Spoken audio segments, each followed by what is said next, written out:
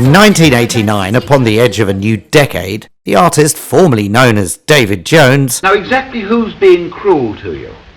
Well, I think we're all fairly tolerant, but for the last 2 years we've had comments like darling and... embarked upon a brand new project, under not his stage name, not even in fact his real name, but a band name, Tin Machine. How are you all getting on? Is it all working out all right, Tin Machine? We have colour problems. It's just a daily state of mind.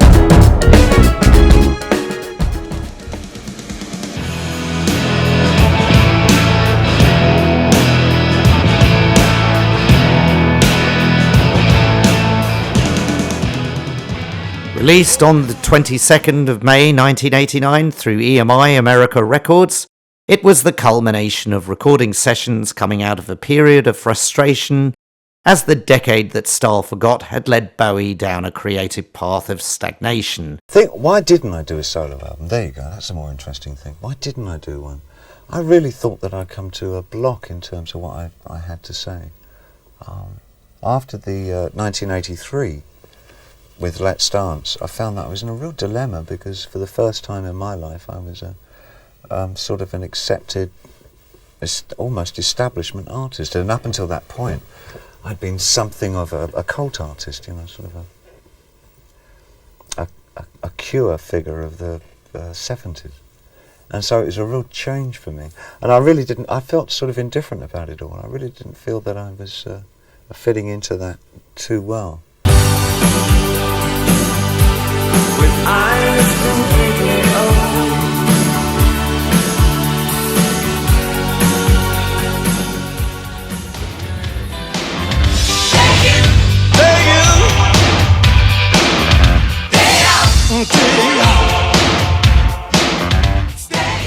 and critical assaults by that great arm of the Fourth Estate, the music press. 3, 2, 1! Happy New Year,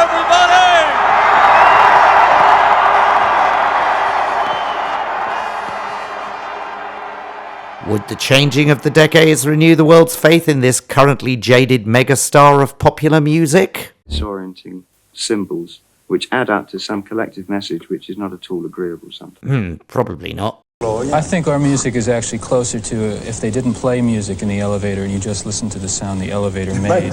That would be more like Tin Machine. In addition to Bowie, essentially the star, the lineup of this slightly contrived creation consisted of Reeves Gabriels and Kevin Armstrong on guitar, and brothers Tony and Hunt Sales on bass and drums. Were tiny, shining objects, glass, beads, dewdrops. One could almost call it an altar. The whole project came out of a meeting with American Gabriels through his Glass Spider tour, and the two formed a collaborative partnership. The Sales brothers had worked with the chameleon-like rock star in the 1970s, and he decided to hire them for the new band. Hiring Tim Palmer, they began recording in the previous year at Mountain Studios in Montreux, Switzerland, and later at Compass Point Studios in Nassau, Bahamas in the spring of 1989. Give me some proper musician.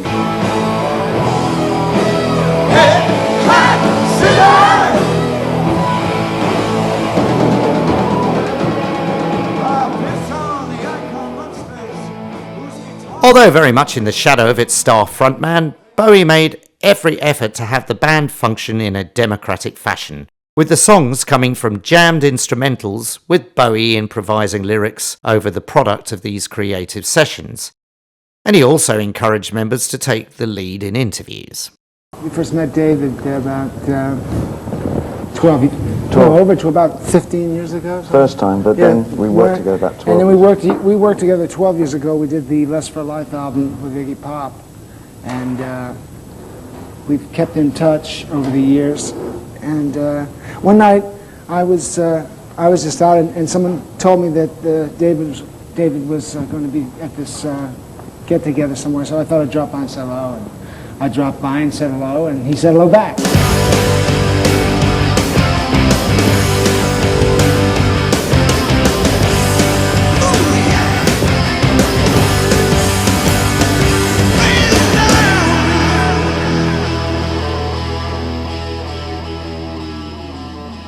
Releasing their first album under the band name on the 22nd of May 1989, it peaked at number 3 position on the UK charts, and then sadly, sales quickly dwindled.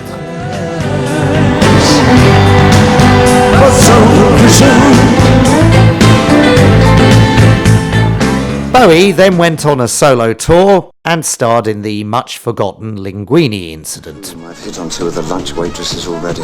Hello, I love you. Ever since the limited success of David Bowie's last album, Tin Machine, the world has been holding its breath for the follow-up. Tin Machine is Bowie's latest experiment in back to basics. Strictly speaking, he's just one of the boys in a band, a 4-piece lineup. According to Bowie, the new record lacks some of the urgency of Tin Machine 1, and tracks like Shopping for Girls have a bigger horizon to them, sonically. We trace the band to a very sweaty rehearsal room.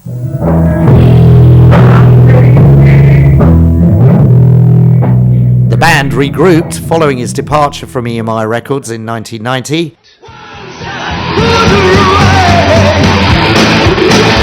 One Shot, the first single from Tin Machine 2, the new album featuring David Bowie. And the product of their new studio output led to a second album, imaginatively titled Tin Machine 2, released on the 2nd of September 1991. Like many sequels, it fared less well than its predecessor.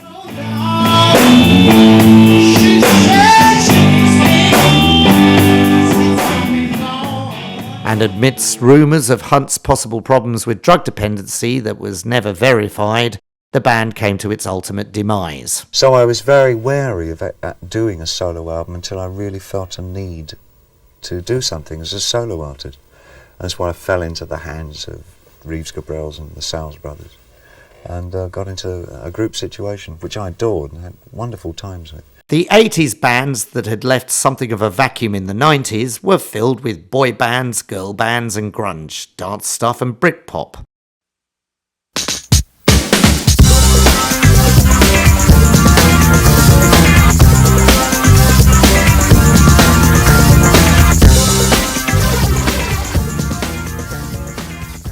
Bowie at that time was regarded as an artist connected with other decades, recording several albums that didn't manage to capture the public's imagination.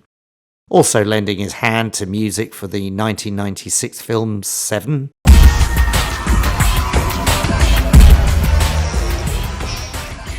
And being unlucky enough to be the fictionalised target of the largely uninspiring 1998 Velvet Goldmine.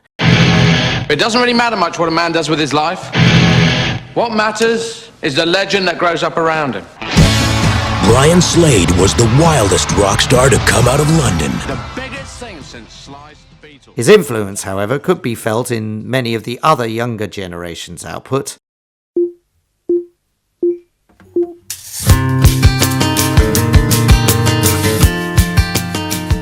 But it took another 10 years before people began to fully appreciate his particular creative brilliance, with Bowie seemingly being rediscovered by all and sundry in the noughties. Where are we now? Where are we now?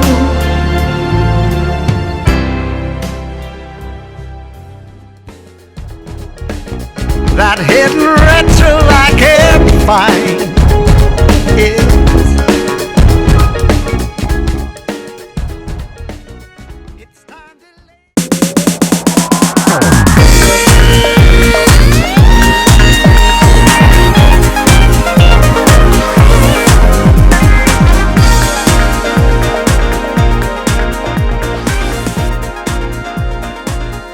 Welcome to Dem Good Old 90s, a bittersweet homage to the bits of the decade that seemed a world away from the impending climate doom and today's current crop of nauseating moronic nationalist psychos, so desperate to recreate the 1970s nostalgia for civil unrest, economic turbulence, and threats of nuclear annihilation.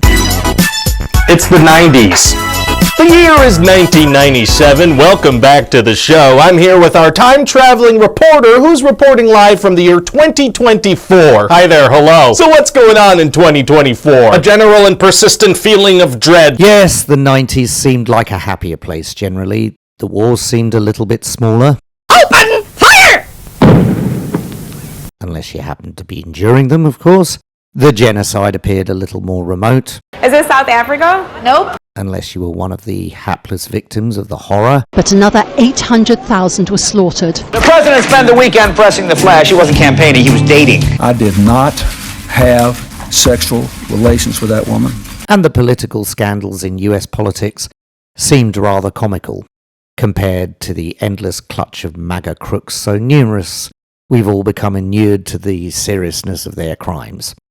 That is, if you don't dig a bit deeper into at least one accusation of rape that was never made at the time, but appears on the face of it, at least, to be compelling, from the testimony of the accusatory victim, who recently came out and started accusing Clinton. I just thought it was absolutely asinine that people were getting so upset about words that Donald Trump said when all these decades no one has ever gotten upset about what Hillary and Bill did to me. And was immediately adopted by MAGA.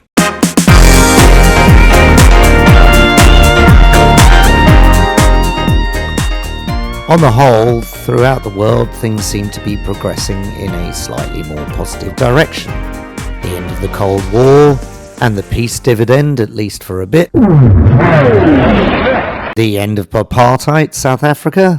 Peace negotiations in Northern Ireland leading to the Good Friday Agreement, and even hope of better opportunities of peace in Israel and brighter prospects for Palestinian self-determination. Oh, and we got rid of this person. Thank you very much. Goodbye. At the time, it felt like the greatest threat to mankind's civilization was late-night television. Get stuffed! The emergence of live TV.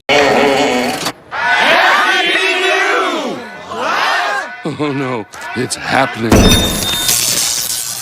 And the Millennium Bug, instead of the Millennium Money Pit. For incompetence! Oh, how far away all this seems today, but as this diminutive collection of opinionated essays on selective but significant events in that decade shows, changing the traffic lights to red, white, and blue just seems dangerous. Come on, kid, go! You got the red! The warnings of the current state of things was never that far away, whilst people were dancing around in various fields shouting. So welcome to my production of The Good Old Days. For copyright reasons, so it doesn't suddenly get deleted by the BBC. But there's certainly a lot of it about. Not to be confused with their series in the 1970s that celebrated the music of the 1800s. London, 1888. During that lovely period of Typhoid Mary, the Crimean War, child labour, Jack the Ripper and syphilis.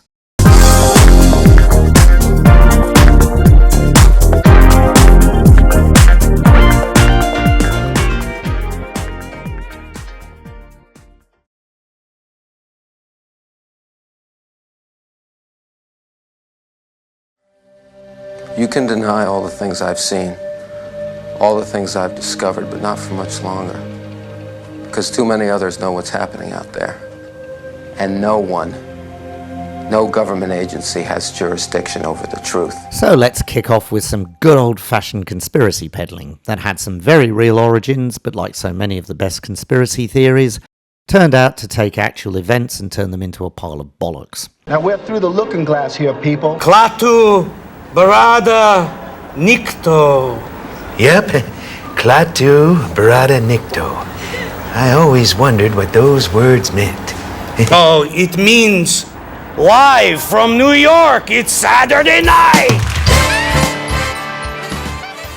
As the Cold War dissolved with the iconic visuals of the Berlin Wall crumbling before the world's media, the secret wall of clandestine intelligence activities and shadowy organizations began to break up. Pronto? E chi parla? Indipendentemente dal fatto che lei abbia il telefono sotto controllo, ma io voglio sapere chi parla. Brigata Rossa.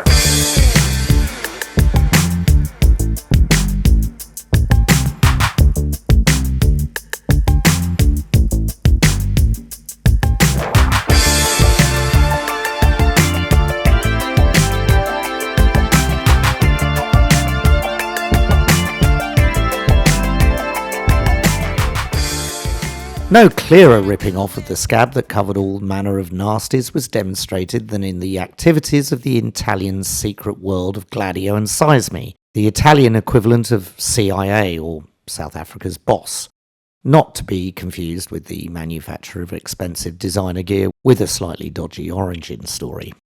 In the aftermath of the aborted coup, the existence of the parallel structures of Gladio was uncovered. Da insistere in questo suo progetto politico, perché avrebbe pagato cara questa sua cocciutaggine. With the very public investigations of highly placed individuals connected with the Christian Democratic Party that had held on to power in Italy in some form of coalition or another, came the pretty much ridiculous suggestion that they had engineered the kidnap and ultimate murder of senior party hack and many-time Prime Minister Aldo Moro.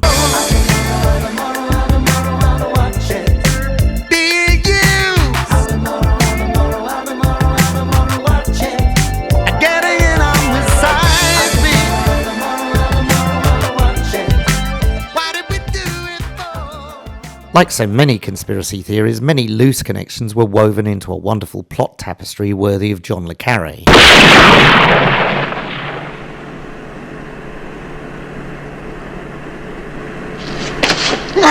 Jump, Alec! Jump, then! But considerably less plausible than anything he might concoct. At the start of the Cold War in 1947, one Western country in particular popped up on the anti-communist radar. Italy. Once a fascist country, much of its population were now flirting with communism. Inizialmente nel mandato che il Parlamento ci aveva dato, noi dovevamo occuparci delle stragi irrisolte in Italia, a cominciare dalla prima grossa piazza Fontana.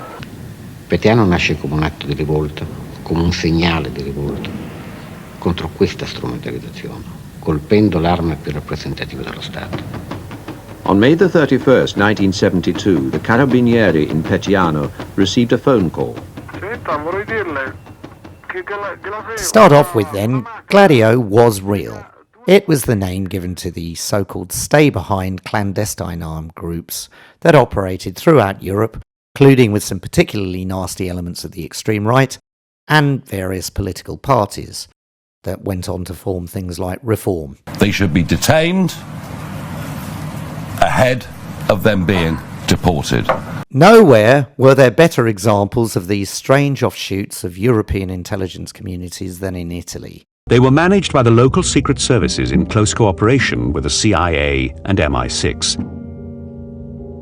In each country, the network had its own name: Gladio in Italy, SDRA-8 in Belgium, Uberol Argentum in Germany. With creepy groups like Il Nuovo, Seismi did collude with the CIA to secretly manipulate public perceptions of the Communist Party, setting up CIA-funded publications, both very right and very left-leaning, in order to muddy the waters. If a person defends the activities of communist nations while consistently attacking the domestic and foreign policy of the United States, she may be a communist. With rogue players of the Theodore Shackley type, providing weapons and other assistance to these nasty Gladio people. So it was always, we'll help you, we'll teach you how to do something, but you guys have to do it yourselves, and we're not even going to tell you what to do, but we assume that you know.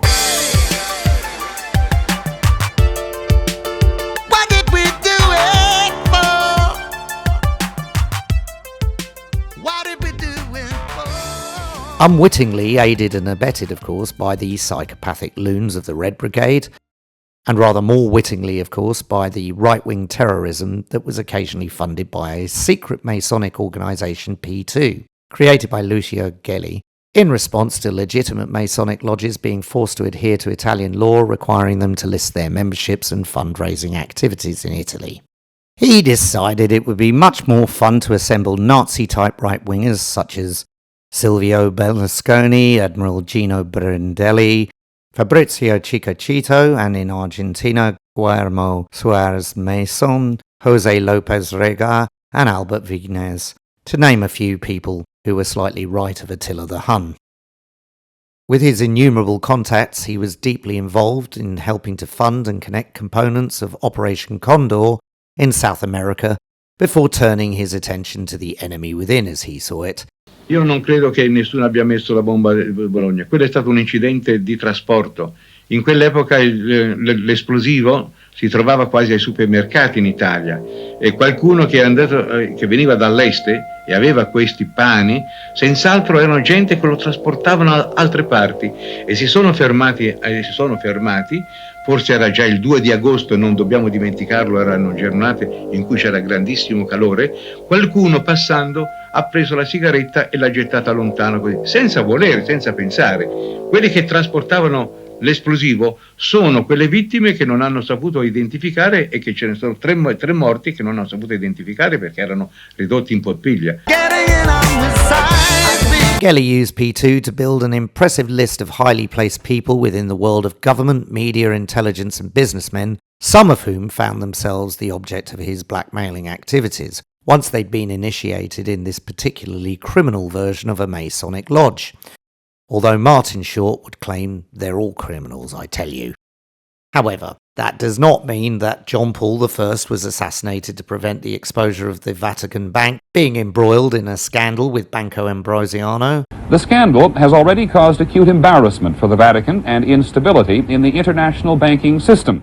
It all started on May 31st. Italian authorities walked into the headquarters of Italy's largest private bank, Banco Ambrosiano, and started asking embarrassing questions. Within 10 weeks, both the bank's president, Roberto Calvi, and his secretary were dead. Or that Morrow was sacrificed because of his compromise to bring the communists into a shaky coalition government in 1978. Adempiamo alle ultime volontà, comunicando alla famiglia dove potrà trovare il corpo dell'onorevole Aldo Moro. I servizi segreti avevano un informatore che li avvertì con anticipo che quella mattina del 16 marzo del 1978 Aldo Moro sarebbe stato... It just felt like these things could be true because so much of the stuff that was emerging following the collapse of the Soviet system and the protective layers of anti-communist sentiment was eroding away very, very quickly. Risulta che all'estero perché appunto non vuole più...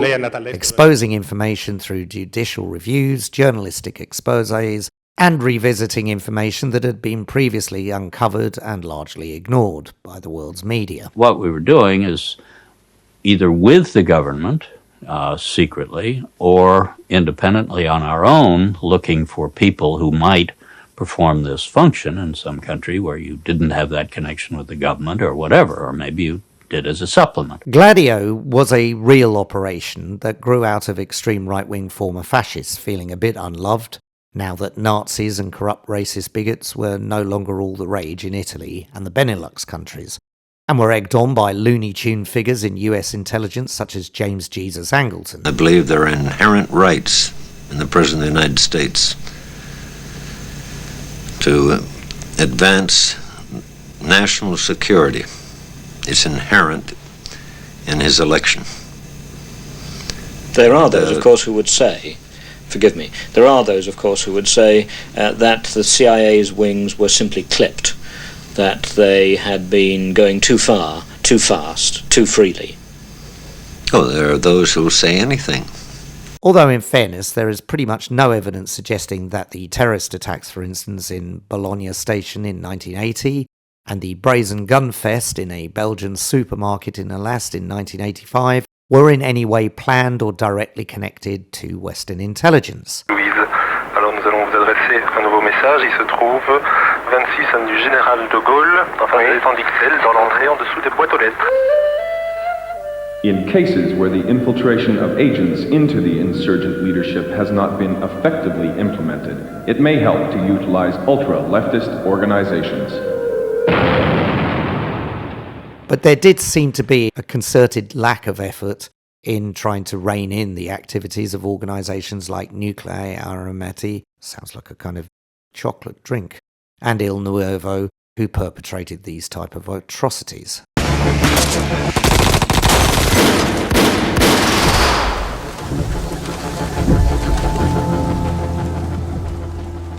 And so we come to one of the more outlandish allegations levelled at Gladio, and members of P2 that they instigated through the use of plants in the Red Brigade the kidnapping of Aldo Moro. And this in fact was the subject of a number of documentaries that seem to tie a load of loose strands and conclude that 2 and 2 makes 5. C'è stupore perché innanzitutto perché per chi era Moro e cosa significava Moro, cioè io non pensavo mai che i compagni fuori avessero la forza e la capacità di portare a termine un sequestro militarmente così complesso.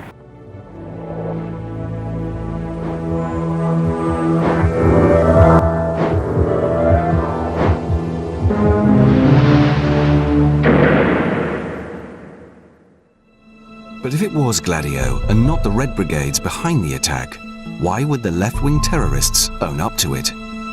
Cottrell believes the key is the leader of the Red Brigades at the time, a man called Mario Moretti, who he thinks had strong links to the Italian Secret Service and even lived in a building owned by... The central reasoning behind this somewhat improbable theory was the fact that the manpower-heavy but seemingly surface efforts of the authorities to locate the wily politician and the unwillingness of the Christian Democrats to negotiate for his release seemed to substantiate the charges that the Christian Democrats appeared quite happy to be rid of him, and when he turned up dead in the boot of a red Renault, no less, oh, the banality, it gave them all the excuses they needed to renege on a deal brokered with the communists for some reason. Like the threads being woven together in the Branco Ambrosiana scandal, the connections appeared to be more substantial than they actually were under closer examination. And honestly, I might have believed this conspiracy theory if this movie didn't exist. Still, it makes for a good story, and let's face it, everyone loves to blame the CIA. Yeah, CIA. Which certainly has been involved in some very shady black ops in countries like Laos, Cambodia, Iran, Egypt, Salvador, Chile, the DRC, Guatemala, and so on. But each bit of Cold War misadventure has to be judged individually, and not as strands of some ridiculous overriding spectre-like conspiracy. I didn't spend 6 years in evil medical school to be called Mr. Thank you very much. As people like Oliver Stone, the CIA, Gregory. You think the 2 Kennedy assassinations, the Martin Luther King assassination, and the Wallace attempt were all linked and possibly linked by the CIA? I think so, and I think it can be proven. And the Christic Institute would have you believe. There exists, in operation now, a secret team of some 24 men, former Central Intelligence Agency covert operatives, former U.S. Pentagon arms suppliers, who have joined together in a private enterprise outside of the control of the American government, either the Congress or the President, who are mounting their personal wars around the world. But if you don't adhere to this theory, you're obviously all part of it, and the world is actually a cube. Birds are real! Birds are real! Birds are real! Birds are real! Birds are real!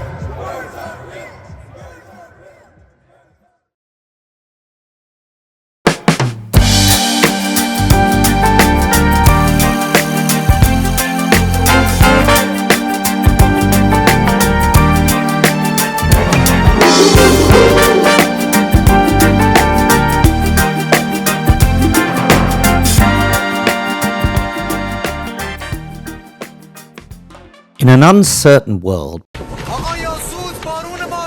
people often gravitate towards some deluded narcissists who claim they have the answer. All right, I am the Messiah! He is the Messiah! Now, fuck off! Sometimes this mental paralysis of reason extends itself to the electorate, and you end up with the retardation of reason reflected in particularly disgusting examples like Hitler, Trump, and Farage. Hallelujah! Commit suicide!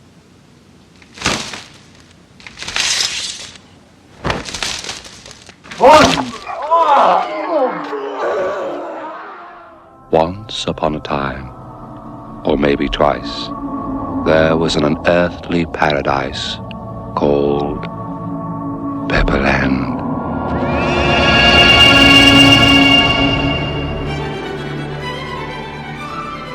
But when a kind of stability is superficially established, as in the 1990s, This outgrowth of cognitive dissonance How will it be, this end of which I once heard you speak, brother End? How will it be? is often reflected in that loaded and entertaining word, cult. No exchanging one consonant for fun. The 90s had a few of these. Practically all of them were religious in character. The mind is aggressive. The heart is receptive. When Guru Rajneesh passed away in 1990, it rather put pay to some godlike omnipresent pretensions. Sunday night, with $55,000 in cash, guns, boxes of jewelry, and his throne, the Bhagwan and a handful of his followers fled the ranch commune. They got as far as Charlotte, North Carolina, where U.S. Marshals arrested Rajneesh and 12 of his friends. And the power struggles in his organization that led to attempted murder and accusations of sexual misconduct seem to show us the danger of losing all connection with the world and looking only inwards. I'll tell it now. Your network can go and jump in a lake. Take your microphone and leave. In the following months, Sheila began to spend more time away from Oregon, traveling to Rajneesh's centers in Europe and Australia. Finally, on September 14th, she left the ranch for good, precipitating the most startling accusations against Sheila and her gang, voiced by the guru himself. As if the senses evolution provided us simian creatures with delusions of grandeur were just an inconvenience. So must I bear the sins and the distractions of the flesh, so that all of you will be free to seek the kingdom of heaven. Your daughter had a number of stories to report about her training. Yes. Can you tell us about that? Well, she was taught to commit suicide, actually, by Vernon Howell, now known as David Koresh, and other... The sad events that led to the Davidian compound ending in flames, with a number of its devotees dying the victims of blind faith, can be seen in the human need to define absolute certainty and control, where everything in the world is claimed by the leader as a signal to a preordained outcome. What's right is right, it's Christ, and what's wrong is wrong, that's the devil. Yet, as with most cults, the people who join are decent and seek reassurance. We believed that this man had a truth that we needed to know. What truth did you want? We wanted to know that God had a message for us, and this man said he had that message. And are brutally manipulated to enhance the creator's ego. I am appointed for the defense of the gospel. Will you follow me? Yes. Will you follow me? Yes. And on occasion, material wealth.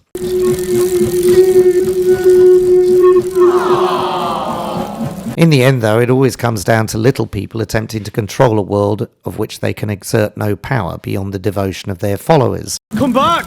Come back! Willie still loves you, oh great one! And this is the cruelest aspect of such communities.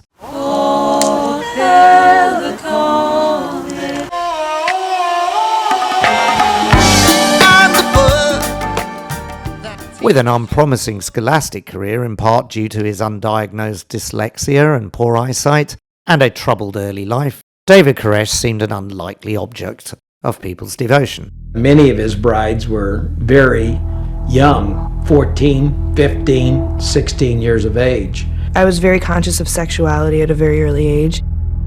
Kiri Jewel was being groomed to be his wife.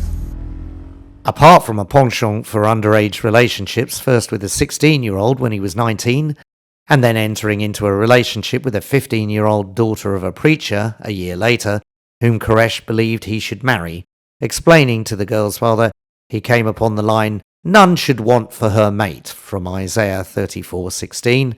He told me that all women, not just the unmarried, the married too, all women now belong to the Lamb and shall bear the fruit of my seed. This compelling argument did not convince the girl's father, who forbade him from seeing his daughter again. So, having a monumental hissy fit, Koresh went off and decided to take over another religious community, allowing him to marry anyone he felt like. In 1981, he stomped off to Waco, Texas, joined the Branch Davidians, another crackpot offshoot of the very literal Christians' take on all things biblical, and ascended to the role of leader that endlessly justified questionable logic on the basis of stuff found in a 17th century version of a book that had now had innumerable reprints, largely under the direction of an English king, with a bit of a numerical identity crisis. Conveniently ignoring, of course, the fact that the King James Bible was the product of numberless revisions. Truly this man was the Son of God. You truly are the King of Kings. Genesis, Exodus, Leviticus, Numbers, Deuteronomy, Joshua. From so many texts that it's somewhat difficult to believe this was an entirely accurate reflection of what the original source material from which it was compiled actually said. At a ceremony in the Library of Congress in Washington, His Grace Mar Samuel, Metropolitan of Jerusalem, unrolls a scroll said to be the oldest known Bible manuscript in the world. Another significant development has been the discovery of a second layer of meaning in the Gospels that throws an entirely new light onto such mysteries as the virgin birth. Are you a virgin? I beg your pardon? Well, if it's not a personal question, are you a virgin? If it's not a personal question, how much more personal can you get? Piss off! Not least because it was translated into a language that obviously predicted ignorant English and American people were too lazy to read Sumerian, Greek, Latin, or any other language for that matter. The Bible actually wasn't written in English, nor was it written in any languages similar to English. Rather, it was written in ancient languages that can be hard to translate.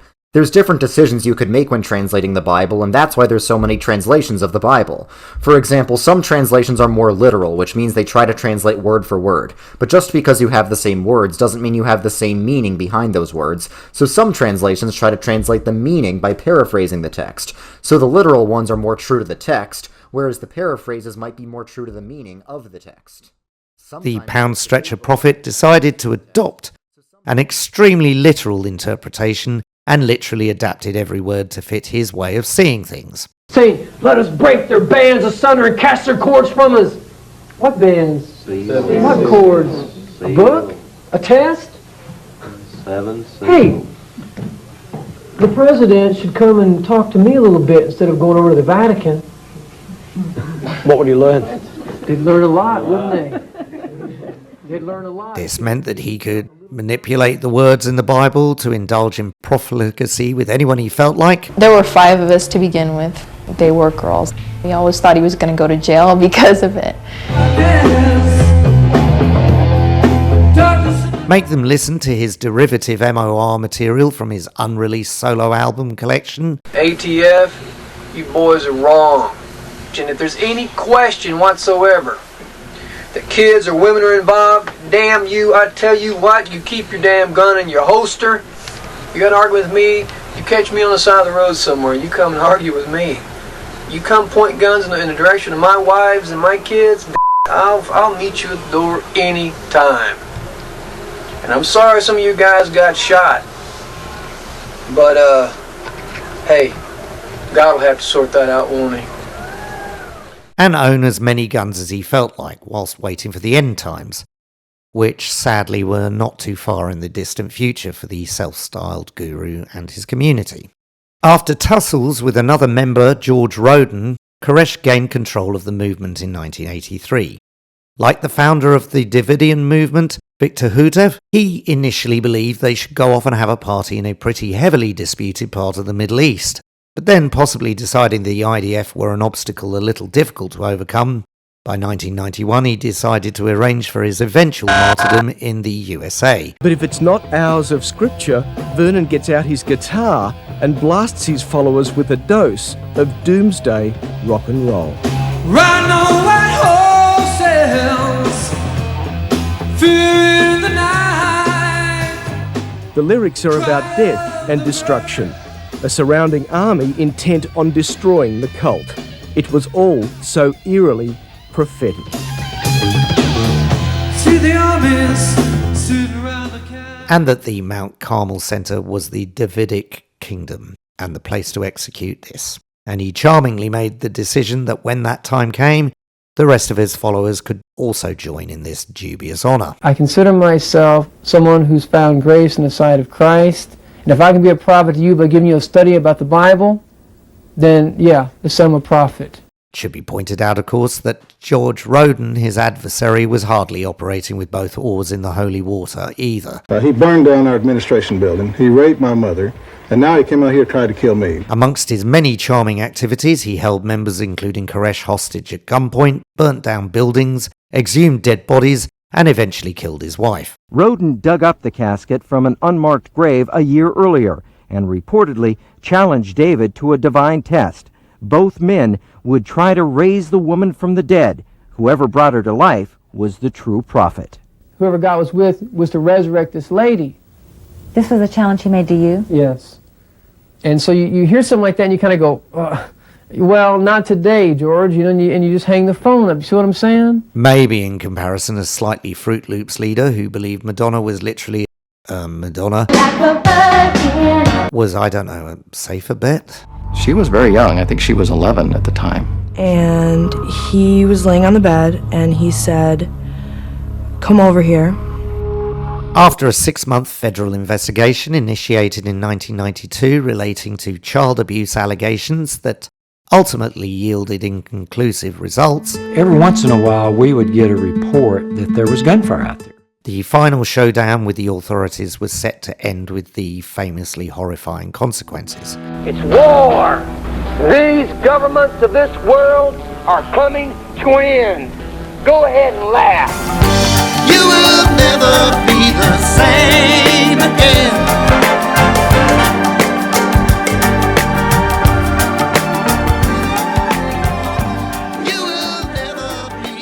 After reports of an illegal arms cache at the camp was brought to the attention of agents from the ATF, officers were sent to investigate. One of the reasons that the Branch Davidians started to get investigated by the ATF was because one day a delivery man for UPS delivered a box of grenades to David Koresh, and the box broke open. When the sheriff's office received this information, we shared it with ATF. You start wondering about what is this all about? And you start thinking about the automatic gunfire reports that you'd had a year or two earlier, and you're wondering what exactly is happening out there. The officers were rebuffed, and eventually more members of the ATF were sent to persuade Koresh to vacate the property and hand over the unlicensed firearms. ATF, you boys are wrong.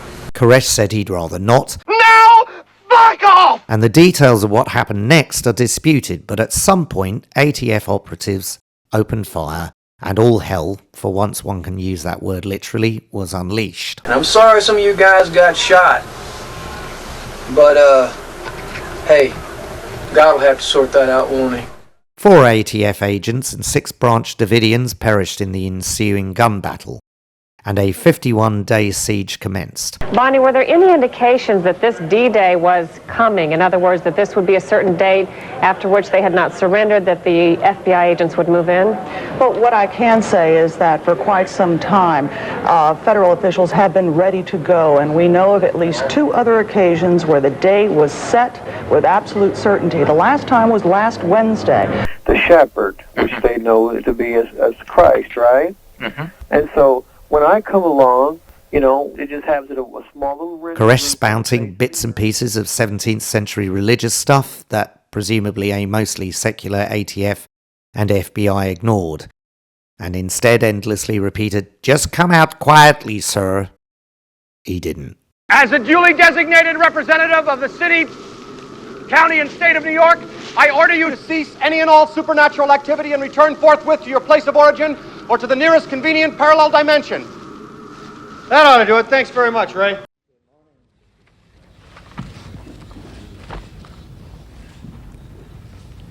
Since last weekend, I have been working to identify a qualified and respected individual outside the Department of Justice to head a review into the events at On April the 19th, Attorney General Janet Reno, following the FBI's recommendations, approved an attempt to flush the members out by a mixture of CS gas and driving an M728 vehicle equipped with a battering ram around aimlessly. Somehow, and again the precise facts are disputed depending on whether you're a government employee trying to cover your ass. I didn't do it. The negotiation team undertook efforts to convince Koresh to fulfill his promise and to surrender immediately. Koresh refused to honor his promise and has indicated he will keep his promise to come out when he receives further instruction from God. Or just a plain bonkers anti-federalist Trump-supporting visitor to sites of a government building in Washington, a fire broke out. And tragically, 79 people, including Koresh, died in the barricaded building, including 21 children. A number of the dead had single gunshot wounds. One was fatally stabbed in the chest. Koresh appeared to have been shot at point-blank range, and his right-hand man, Steve Schneider, appeared to have shot himself. And the film footage that we saw on Friday afternoon in these hearing rooms prove conclusively that the fires were not started by the FBI or anybody who was connected with law enforcement, but rather had to have been started inside that compound. Some say that these were avoidable. The endless examination of these terrible events led to even wider disaffection with the government in militia circles. I took a personal interest in the 3% movement following the election of Barack Hussein Obama.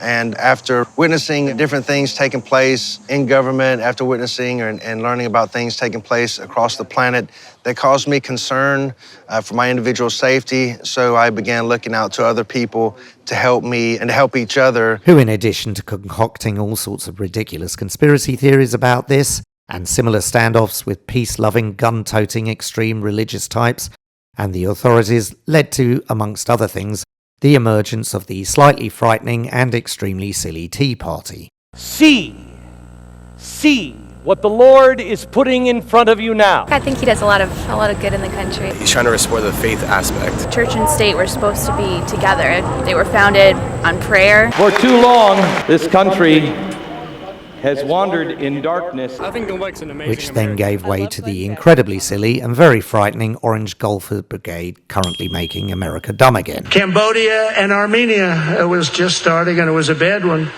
Think of that.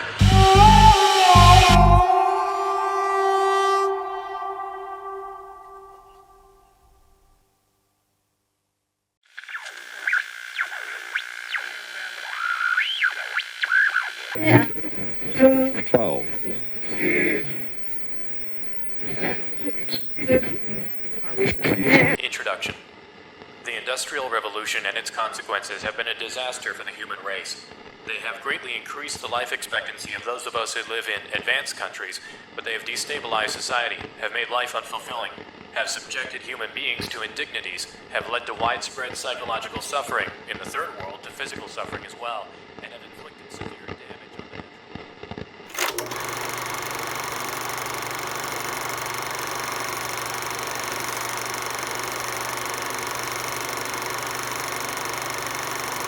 Do you deny, in the context of this interview, do you deny that you committed the crimes attributed to the Unabomber? I can't comment on that.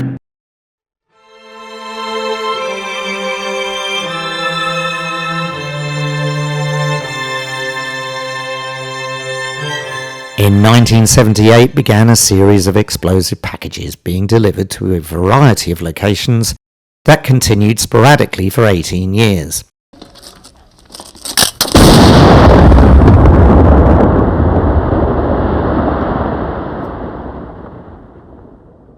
Killing 3 people and injuring 23 other victims, from postal workers to various other victims for whom these nasty packages were intended. Harvard graduate, Master of Arts and PhD and all-round solo crazy person Ted Kaczynski was fairly unique in the annals of US domestic terrorism. He was quite smart. Ted, as your lawyer, I'm sorry, could you refresh my memory? Where did you go to college again? I went to Penn State. I went to Harvard. So why don't you go watch a football game and let me be the lawyer here, okay? Actually wrote a manifesto, not some scribbled 3-line note in crayon, but appeared to confuse his complex, vaguely Rousseauian and ultimately pointless lone campaign against the modern world with an actual practical goal. Don't get much value out of friends that don't know me as well as strangers. He was the Unabomber, and due to his reclusive existence making shoes out of bark and knitting wicker, whilst allowing himself one bit of technology, the radio, not so consistent now, are we? In order to follow the reactions of his callous and ludicrous one-man crusade against the world, he took a very long time to apprehend. The Unabomber. He began his reign of terror almost 18 years ago. Tonight, this former Berkeley professor is being held. But are the professor and the Unabomber one and the same? Here's Nightline's Chris Bury. The strange story of Theodore Kaczynski begins at this house, where he grew up in the Chicago suburb of... When he was finally captured on April the 6th, 1996, he lived up to the gross caricature of a loopy-the-loop odd bloke, extolling the virtues of living without any technology, other than the radio, of course, and occasionally speaking to his brother on the phone. He sort of dismissed the interconnectedness we have with other people. For him, personal autonomy was the ultimate goal. Whilst living on a diet of wild berries and quite possibly a few suspicious fungi. One side will make you grow taller, the other side will make you grow shorter. One side of what? The other side of what? Of the mushroom. And I'm thinking, oh man, somebody came around the side of the building and shot me. Wright later learned a homemade bomb sent about 200 shards of shrapnel through his body. For his victims, it was no mere curio of modern society coming into conflict with someone who clearly would have benefited from some counseling. I remember Ted commenting to me that, in general, really smart people tend to have a sadistic streak. And I'm thinking, what? Why should intelligence be, sort of coincide with cruelty? But there's no getting away from the fact that his manifesto was a genuinely impressive, very well researched, though certainly not concise evaluation of the world from someone who had more than just a grasp of politics, history, mathematics, physics, and many other scientific disciplines. This City Falls of Greenbow, Alabama decided to get together and offered me a fine job. Is this the reason I ask myself sometimes so many beloved characters in Hollywood films are pretty dumb, and all the evil protagonists are very smart? The common thread in all of my failed schemes is human stupidity. Clearly people in La La Land had not foreseen the rise of George W. Bush or the current Trump cabinet, who are both evil and stupid. I said, well, let's see how we say that. I said, Kaczynski's antics are so uniquely linked to his idiosyncratic personality, he's become something of a peculiar footnote. And now, a page from our Sunday morning almanac. April 3rd, 1996, 20 years ago today. The day the FBI arrested Theodore... And not even the fevered conspiracy theorists or MAGA twats have really claimed him for their own cause, which is odd in a way, as he was the very embodiment of corporeal efforts to express individual dissatisfaction with a world he couldn't control. Yes, because they're all a part of the Nazi world order. That's what I'm telling you. I could go down that rabbit hole all day, but I believe in some things. So JFK Jr. is still alive. What? And he's disguised in the background. So this guy is always behind Trump at the rallies. I'm going to look out for him today, by the way. I will fuck this country up beyond repair. I am a sick, angry little man. Perhaps his rejection of all things material, except the odd mixture of explosive substances, made him a little too alien for anyone to really relate to.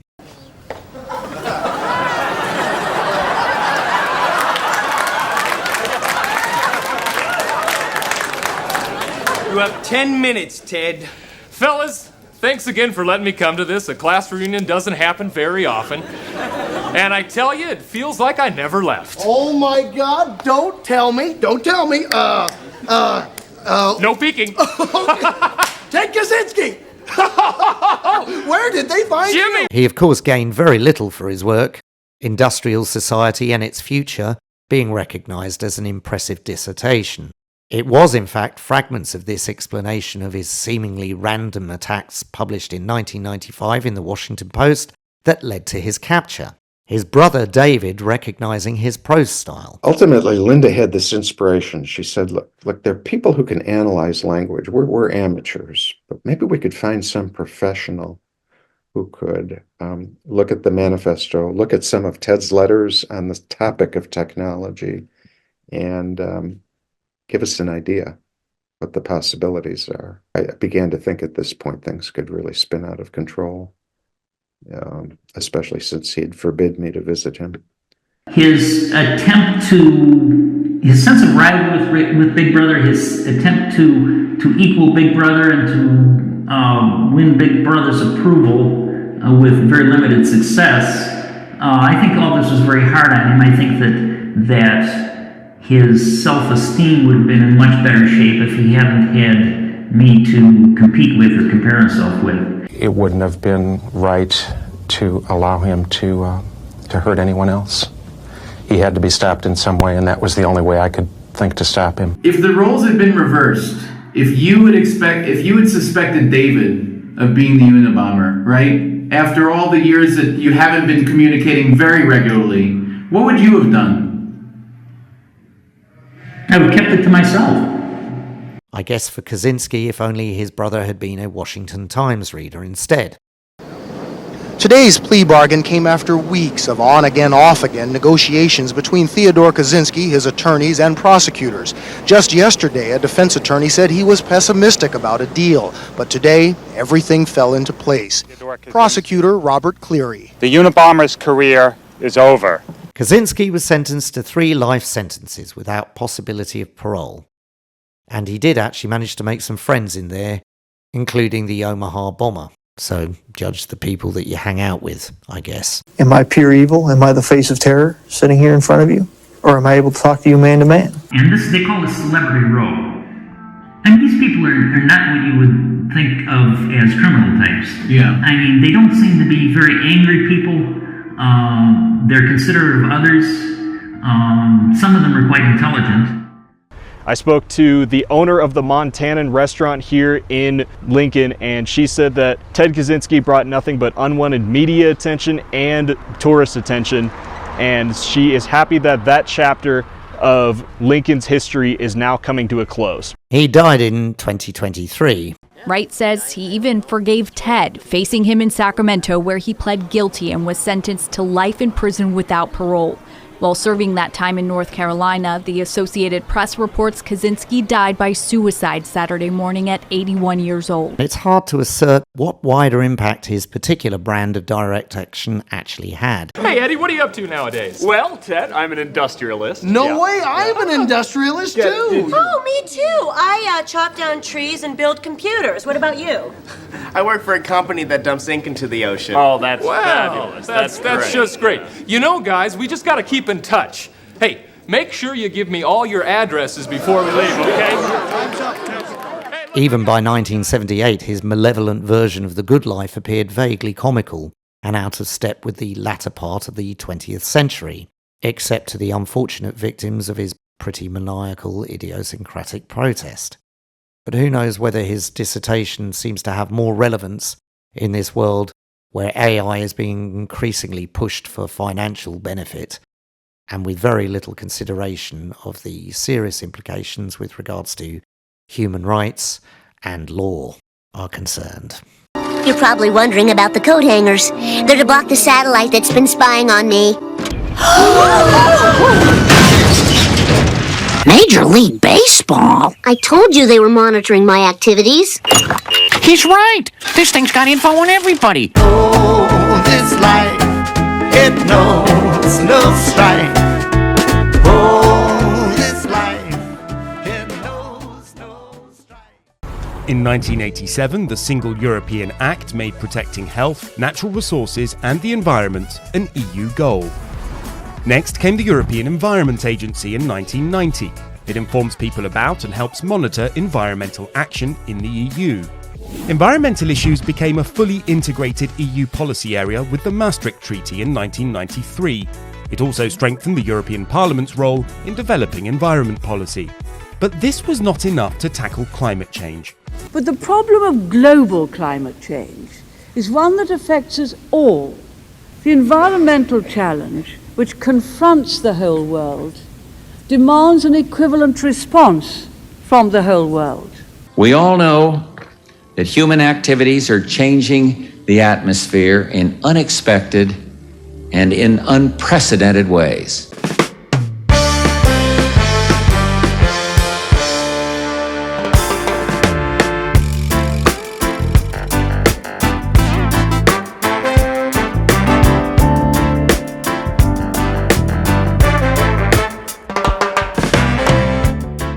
By the late 1980s, there was pretty much a consensus throughout the political world that man-made climate change was a thing to be concerned about, and that the release of CO2 emissions in particular required management. If you add these infrared absorbing gases to a planet, then what happens is the sunlight comes in as before, but when the surface tries to radiate to space in the infrared, it is blocked, it is impeded by the absorbing gases. And so the surface temperature has to rise so that there is an equilibrium between what comes in and what goes out. So this is the greenhouse effect. It is a misnomer for more reasons than one. It's a misnomer in particular because that's not how the florist greenhouse works, but that's a very minor point. Even free market evangelists like Margaret Thatcher were on board with mainstream scientific opinion, and everyone imagined emissions would be curtailed in much the same way that ozone-depleting CFCs were. And that possibility has increased, it seems, partly as a result of the Prime Minister's summertime reading, which included an alarming US congressional report on the heating up of the world's climate. That report was among several influences which led Mrs. Thatcher, previously not renowned for environmental concern, to make her recent speech to the Royal Society on the need to protect the balance of nature. And that speech has dramatically forced political attention on what science has long referred to as the greenhouse effect. Because it is the biggest single threat to sustainable development. But if we are to change our ways in manners that may well be required in order to not be in jeopardy, doesn't human history and human nature suggest that there's going to have to be some element of compulsion and regulation as to the way we live? There's also the voluntary approach. Naturally, one's got to back it up with regulation and compulsion if that is necessary. But the oil industry had other ideas.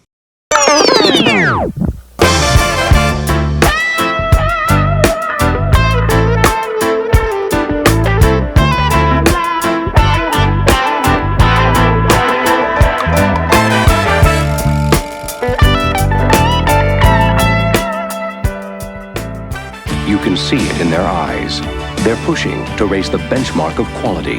And after 3 million miles of testing, the people of Exxon know Exxon Supreme Gasoline offers the highest level of engine cleaning, all for one reason. One of America's most magnificent waterways is blackened and befouled tonight by the biggest oil spill in American history. Now, researchers have claimed that the oil giant ExxonMobil accurately forecast how burning fossil fuels would cause the planet to warm, going as far back as the 1970s. Now, that's based on a new study by scientists at Harvard University and the Potsdam Institute of Climate Change.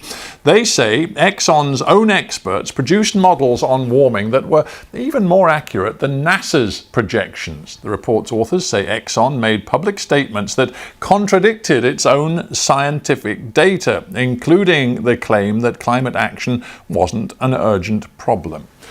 Now, here's a chart from the report. The researchers say companies like Exxon had been aware of the deleterious effects of emissions from their petrochemical products on the climate in medium to long-term predictions produced by their own scientific research teams for at least 50 years or more.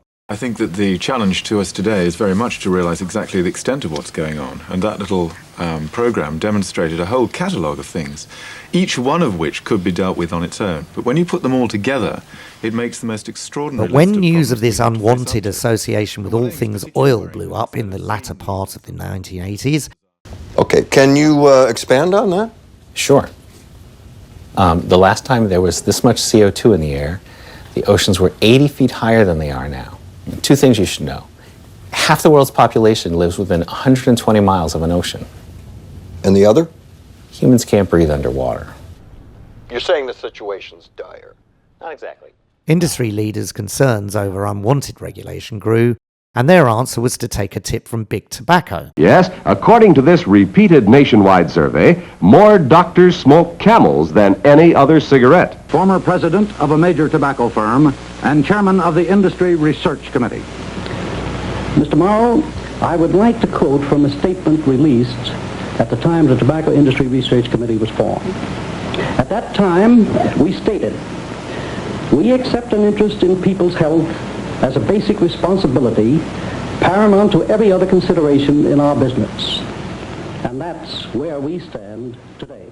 who had successfully stalled serious restrictions for far longer than was reasonable in their own benign carcinogenic ambition to make as much profit as possible at the expense of the lives of their customers.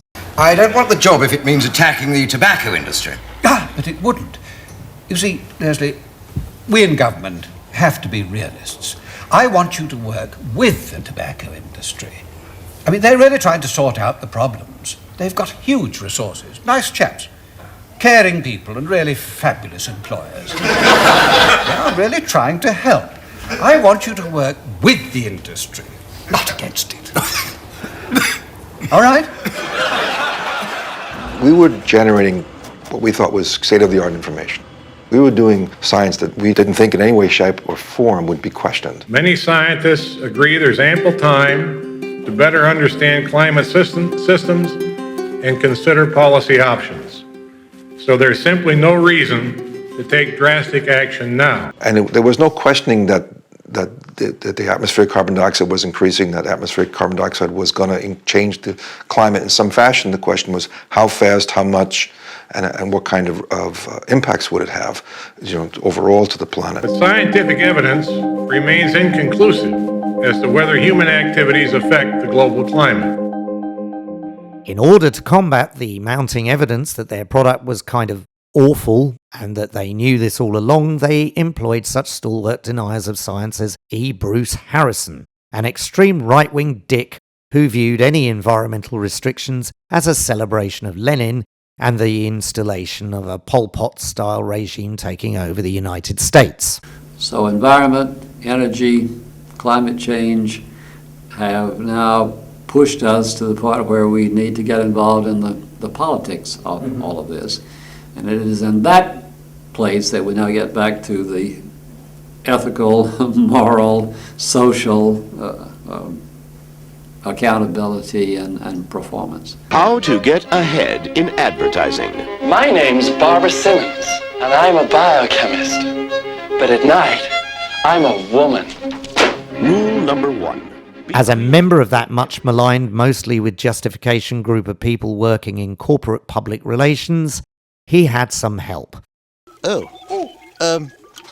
Beaker, better give that device a good going over. Oh, silly me. I forgot to plug it in.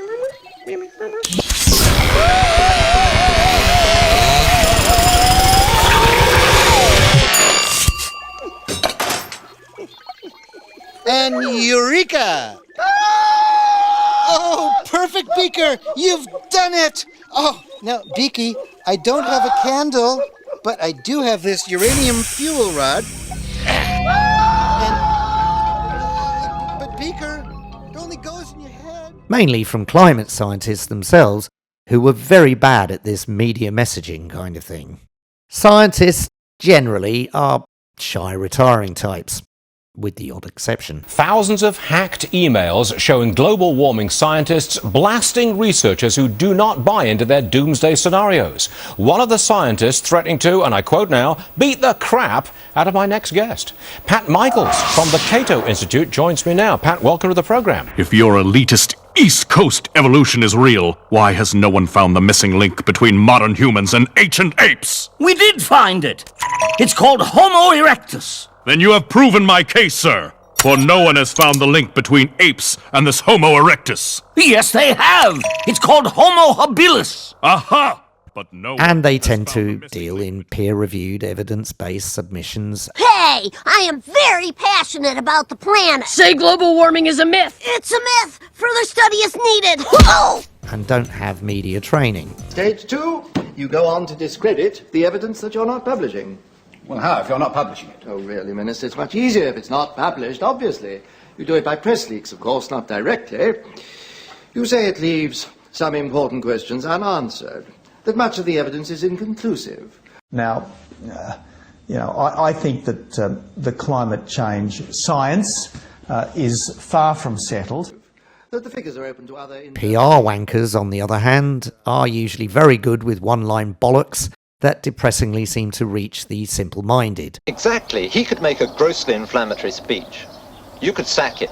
and emerge as a man of principle. Yet the impression would still get about that we are tougher on immigration than the socialists. And they don't get much simpler-minded and Magoon-like than some of the right-wing politicians who resented any suggestion that human beings might have created a problem out of the capitalist intention to make as much money as possible. There's about 1.4 million people every year who die because of indoor air pollution. Why? Because they don't have electricity. They burn biomass and dung in their homes for heating and for cooking. These people are dying because they're dirt poor. And anything we do to increase fossil fuel energy prices is going to make it very difficult for them to ever climb out of poverty. As Larry Summers once said,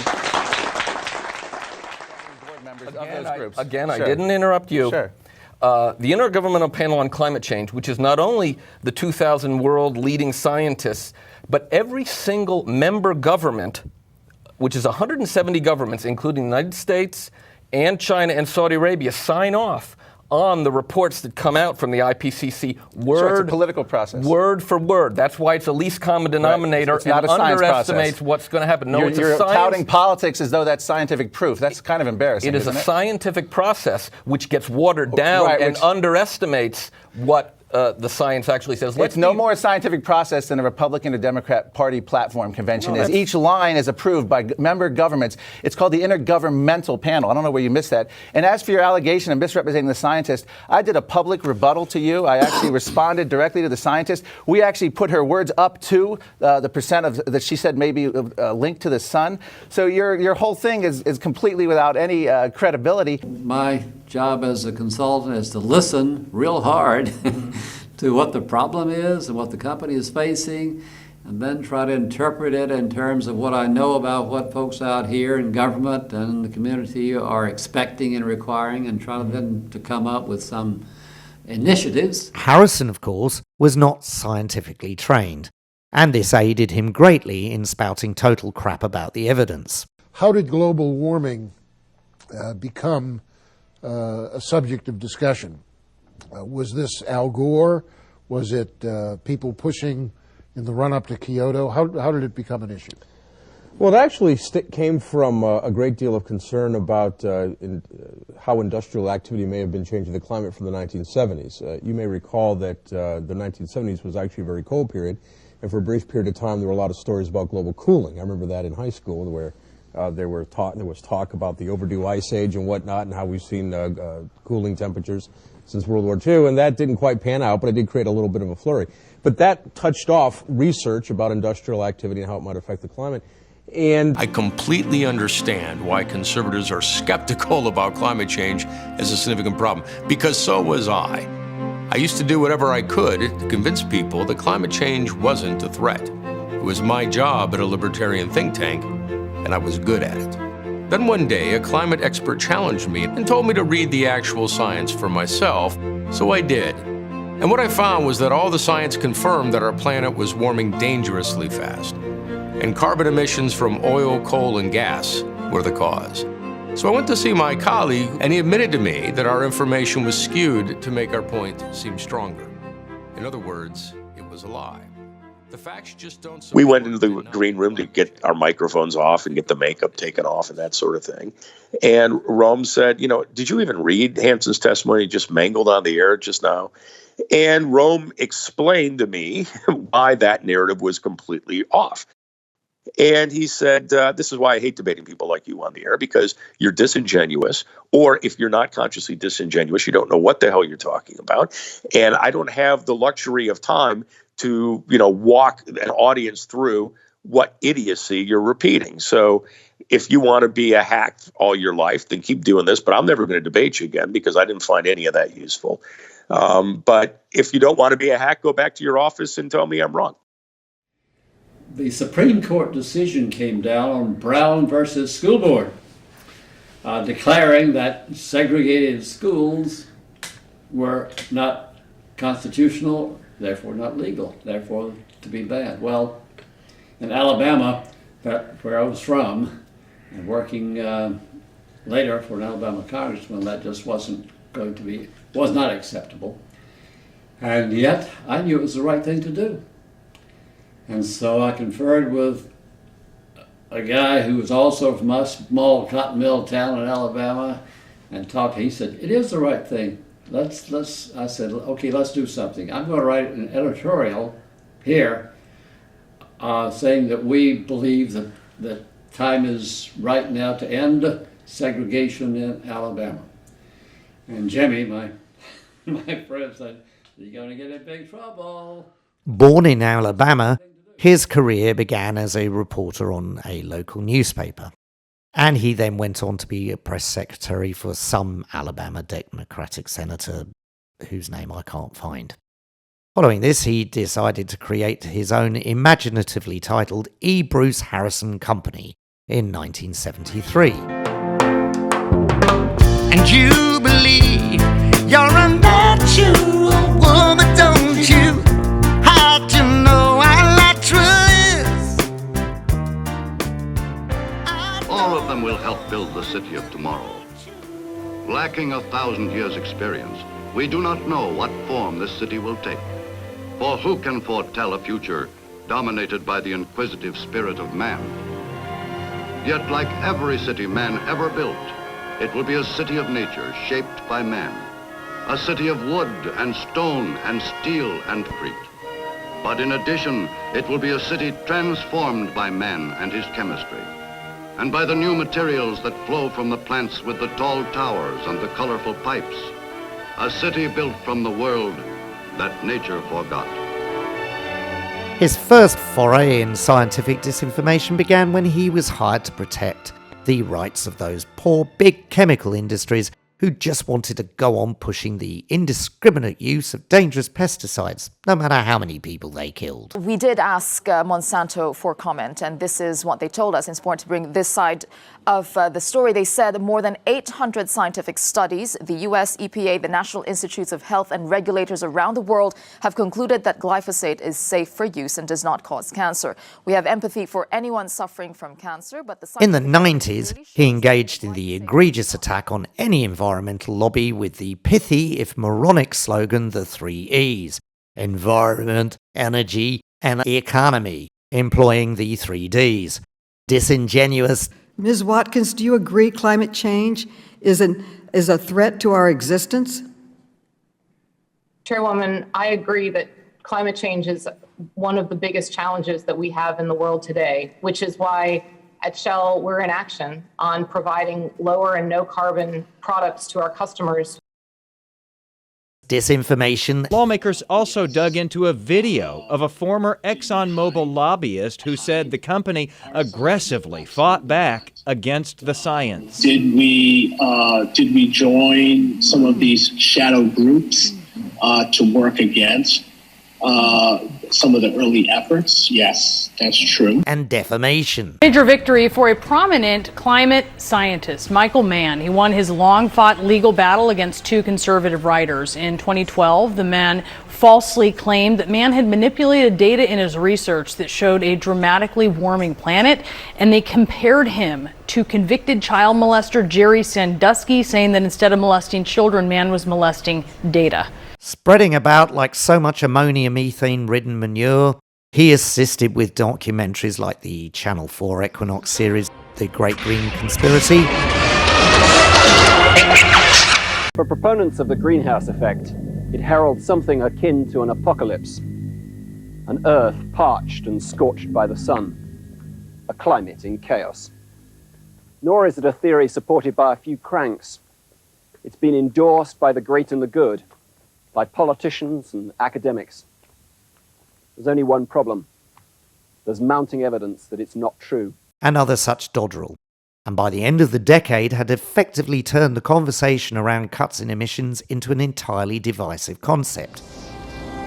Gee, Lisa, looks like tomorrow I'll be shoveling 10 feet of global warming. Global warming can cause weather at both extremes, hot and cold. I see, so you're saying warming makes it colder. Well, aren't you the queen of crazy land? Everything's the opposite of everything. La-di-da-di-da. I'm Lisa Simpson. La-di-da-di-da. Really? Really? All right. You are either a wet, liberal-bellied, life-loving, communist, woke person who strangely wants to preserve life on Earth at the expense of the common-sense use of non-renewable, expensive, socially and economically divisive and environmentally destructive, highly subsidised petrochemicals, coal and gas. Vegetable rights and peace.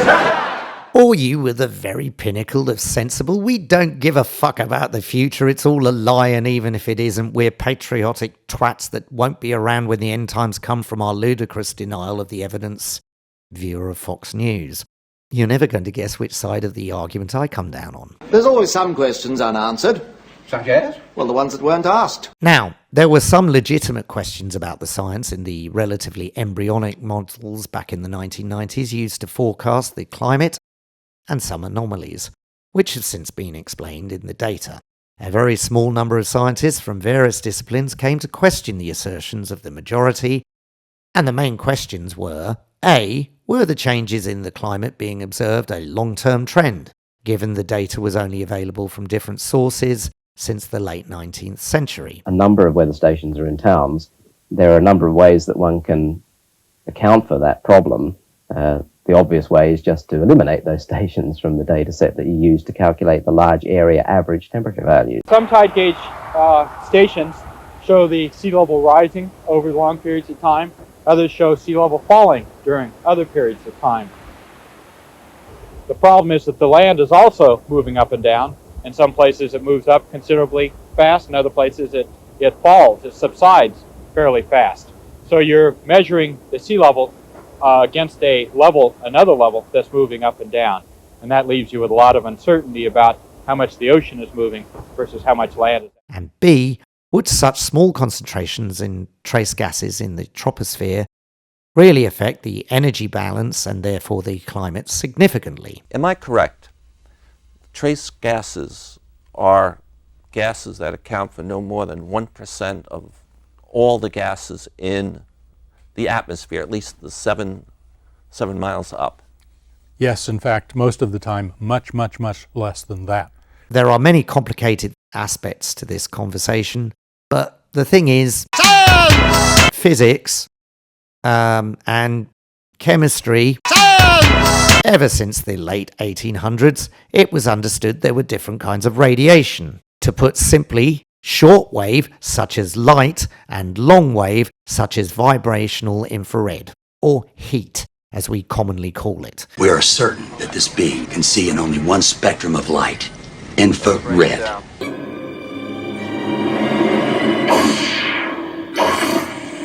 And it was realised and tested that one was invisible to trace gases and the other tended to act on and get stuck in molecules of things like CO2, CH4, H2O, and so on. That the Earth is a lot warmer in the past. The Earth was a lot colder in the past. And the problem is that everything here is true. The other point, which has often been misused by people trying to deny climate change, is that studying huge shifts in temperature, as was apparent when looking at ice cores, anecdotal descriptions and so forth,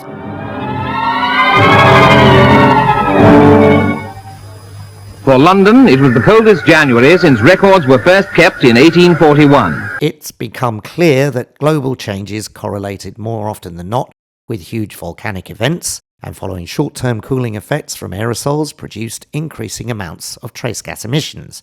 An obvious example is the Permian global temperatures that were 8 times higher than the 1900s, and the Deccan traps in the late Cretaceous period, when the certain high thigh-boned inhabitants decided to go on a permanent vacation in the fossil record. The end of the dinosaurs now seems much more complicated than it once did. It appears they were already dwindling under pressure from a worsening environment. Massive volcanism and falling sea levels might have forced them to extinction, even if the asteroid had missed. So there really wasn't any credible arguments that the established science reading of the evidence was basically flawed. The simple reality that climate change was a human-caused problem, driven primarily by fossil fuel consumption, meant that anyone with a brain could see the writing on the wall for the fossil fuel industry. What followed was a change in tactics. The year 2085. The atmospheric level of carbon dioxide has doubled to 540 parts per million. What kind of world have we created? A better world, a more productive world. Plants are the basis for all productivity on Earth. They're the only organisms that can utilize the sun's energy and create matter, food. And they're going to do that much more effectively, much more efficiently. With a doubling of CO2, cotton growers can look forward to yields that are 60% and more greater than what they are at present-day levels. For citrus, it would be a very, very positive thing. Our world will be a much better one. Some of the very worst are packed into big sheds. 7,000 now, most apparently dying of malnutrition, pneumonia, and the diseases that prey on the starving. Then, at 4 o'clock, the wind changed, taking the fronts of the fires to even greater distances, and the smoke flooded everywhere.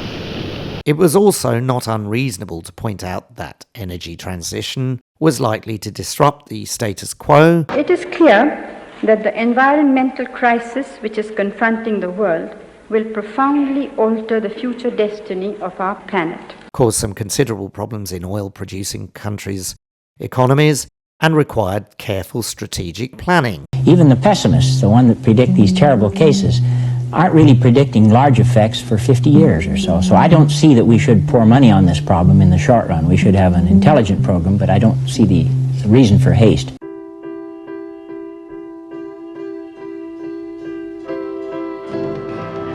Which was possible at that time, but now we have to do everything extremely quickly, and we will still be dealing with the consequences of incomprehensible irresponsibility of oil companies and vested interests in throwing human beings and life on Earth literally under the diesel-powered bus. An example of that is in the trucking industry, where some years ago government started to require the kinds of reduction in tailpipe emissions that just could not be achieved unless everybody got together and decided they had to change the fuel that's going into those vehicles. Now I'm talking about diesel. And so we put around the table some folks who had a stake in a good outcome there and ended up having a good outcome, actually taking it all the way to the Supreme Court to get the ruling on what sort of sulfur content there was in diesel fuel changed. So that's the kind of thing, working with others. The pernicious aspect of the E. Bruce argument was that really this was protecting the few at the expense of, well, everyone, and ultimately including the few, when in truth physics doesn't really give a toss who you vote for. And we're all subject to, don't say this too loud, There is nothing quite as beautiful as cash. Even big business and right-wing knobwits. Mahawk. Now then, gentlemen. From the considerable financial and detrimental effects of fires, droughts, floods and hurricanes, and eventually dying from heat exhaustion. Last month, right here in this place, I announced that the first 6 months of the year, January through June, each set new records for high global temperatures. That means in the 118 years since we began keeping modern, reliable records. It's not pushing, it's just trying to find out how you collaborate toward a reasonable win-win outcome.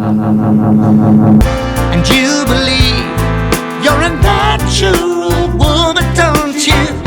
How do you know what natural is? I don't know what the natural. It was one of the early support groups that were created on the internet, and it was a great place to reach an international audience of people who wanted to talk about a problem they had in common. How do you ask for a date? What about this? Ian? Well, how about a date? They would have all rejected me and looked down upon me as an inferior man. You've been lying. You've been sleeping around. Stole my money. Got a gave to someone else. You ruined my name. Call me a failure. You sexuality as your weapon, yeah.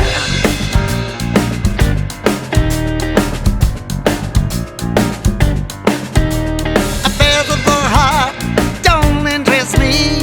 Affairs of the heart won't blister me. Since the mid-noughties and following the acts of terror committed by Elliot Rodger, An angry and psychologically twisted young man whose public rantings exploded into sheer terror in a quiet California community, Shots fired. taking 6 young lives and injuring 13. and Alec Minassian, Do you remember that? Yeah, now I remember that. Do you remember the officer reading you that? To be honest, I encountered very... in the 2010s, using the term involuntary celibate, or the pointlessly abbreviated incel, has largely been defined in male terms. Hi, can I sit down, babe? I doubt it in those trousers. But ironically, for the adherents of human penile reduction Andrew Tate and the manosphere, Look, I'm just trying to combat the messages that the liberal left is putting out to young men about their male instincts being toxic. it was actually a definition that came out of a discourse from a Canadian student, Alana Boltwood, on her page in the embryonic internet space of the late 1990s. Boltwood decided to reflect some of her own frustrations and experiences as a single LGBTQT woman. Why am I so single? On her notice board, Alana's Involuntary Celibacy Project in 1997, which she later abbreviated to Invicel, and it later then became known as Incel. It encouraged all genders and persuasions to discuss the difficulties in finding love and forming physical relationships. So what I did was not only a website, but I set up a mailing list and, a technology that's still working today. And that was the community that we had. It was a bunch of people who were kind of shy about talking about themselves. I saw the new moon through glass last night. Did you indeed? Some people think that's unlucky, don't they? Yes, they do. Everybody was respectful to each other. There were a few friendships built. There was even a man and a woman who met through this mailing list and got married. But gradually, Alana began to distance herself from the project as she grew more comfortable with her bisexual identity, and by 2000 she chose to stop participating in the site entirely and give it to a stranger.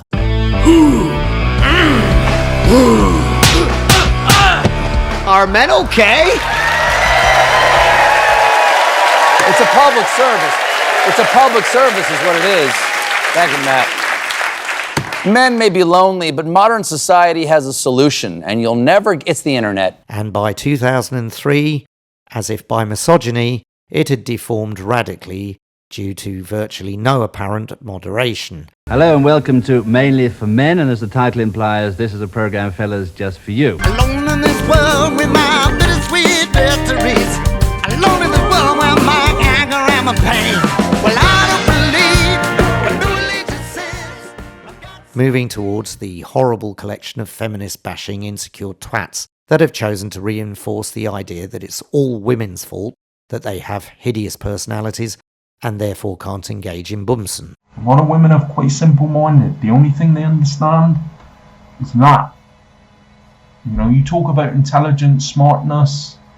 Women don't give a about none of that. Unless you got that. Alana went on to have a successful research career. And in the rare interviews she was willing to give on the subject, she deeply regretted the metamorphosis of a genuine attempt to examine the feelings of alienation and marginalised groups on mental health, skewed towards an academic perspective, but also with the desire to create supportive networks.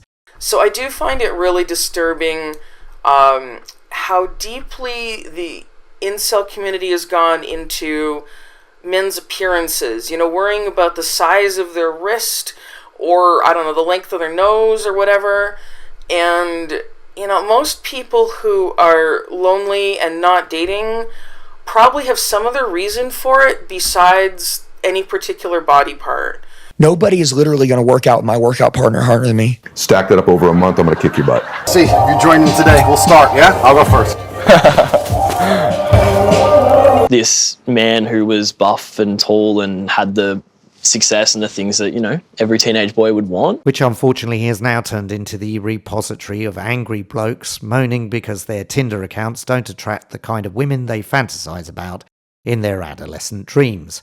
I think it made me think I was untouchable and I couldn't make a mistake, and that I was like perfect, and the women in the world will kind of just like work around my way of being. Use your sexuality as your weapon, yeah.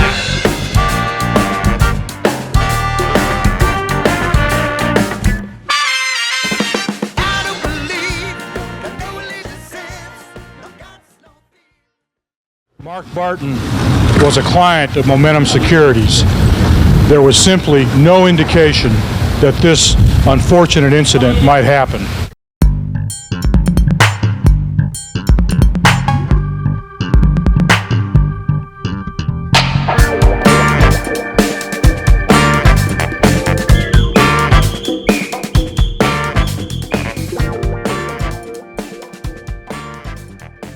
Sadly, the next item was not an isolated event, and similar horrifying circumstances have played out before and since.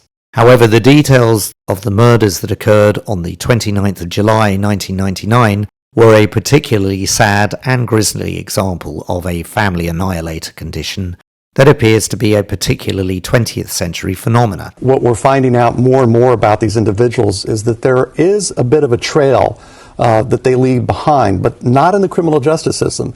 Typically in areas like counseling or past mental health, usually depression, mood disorders, and so on. And in researching this story, demonstrated as if I needed to discover this, the insanity of freely available firearms in societies incapable of recognizing the mental health deficiencies of some of those people who purchase lethal weapons capable of killing multiple victims. I think we would all sleep better if we really could predict who's going to be a mass killer. The things that he was talking about, looking for someone who's isolated, alone, or disaffected. But that describes so many adolescents, so many young adults. And even psychiatrists are no better than flipping a coin at able to determine who with a mental illness is prone to violence. A well-regulated militia being necessary to the security of a free state. Sure, you need an organized military force to defend your country, but the right of the people to keep and bear arms shall not be infringed. This is the people, in contrast with the militia. The police chief in Bath Township telling me at least 9 people have been wounded in an attack that 4 people are dead and 20 others are injured after a shooting at a bar in South Carolina that happened before 1 a.m. At least 10 cities reported mass shootings. Those are shootings with 4 or more victims. Several of those cities saw gunfire more than once. 44-year-old Mark Orrin Barton was born into an Air Force family and was raised in South Carolina. He studied at Clemson University and then went on to find employment in Atlanta, moving there with his first wife, Deborah Spivey, whom he married in 1979, and with whom he had 2 children named Matthew and Michelle.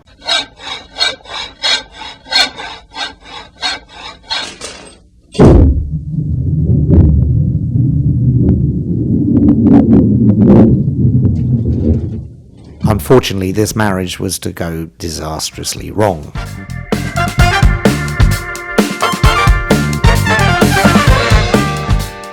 He'd first got into difficulty with the law when he was in university, and then, having spent a brief time in prison for a retaliatory act, when his paranoid suspicions following his dismissal led him to sabotaging data at the business owned by his former employer.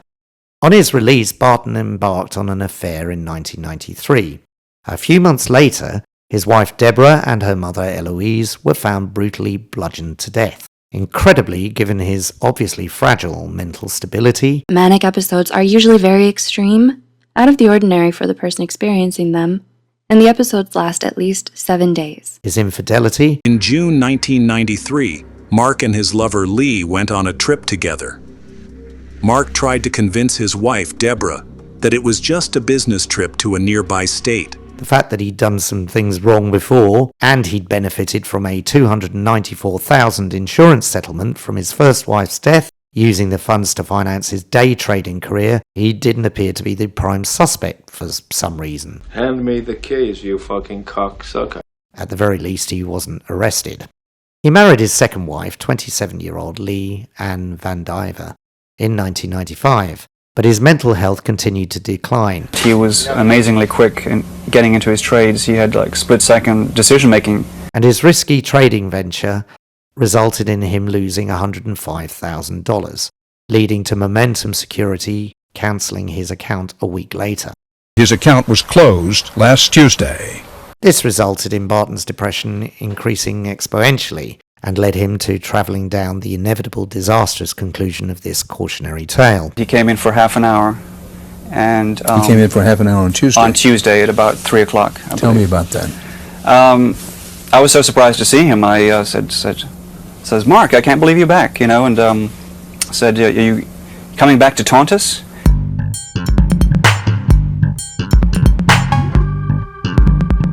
That summer's day, he travelled to the offices of Momentum Securities and the Ultec Investment Group and randomly began shooting employees. And, it turned out that he came back to kill us, to try and kill us all. 13 people were injured and 9 Momentum employees were counted among the dead before he took his own life on his imminent apprehension by the police. The following investigation led to Atlanta police officers entering his home and discovering the bodies of Leanne and his son Matthew David Barton, who was 11, and Michelle Elizabeth Barton, who was 8. It remains the deadliest such attack in Atlanta, but sadly not in the United States, which has had over 150 shootings with mass casualties in the last 26 years. Shake it!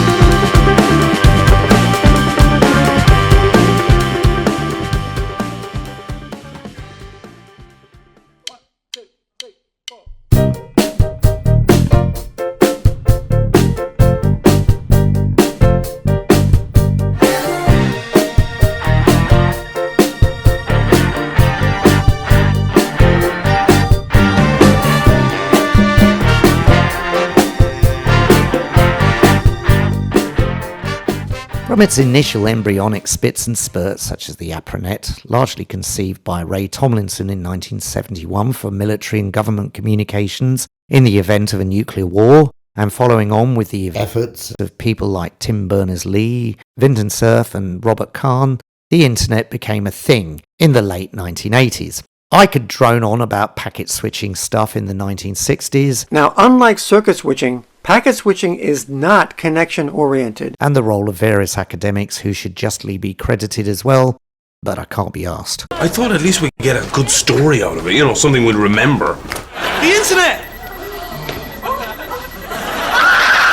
all gonna die!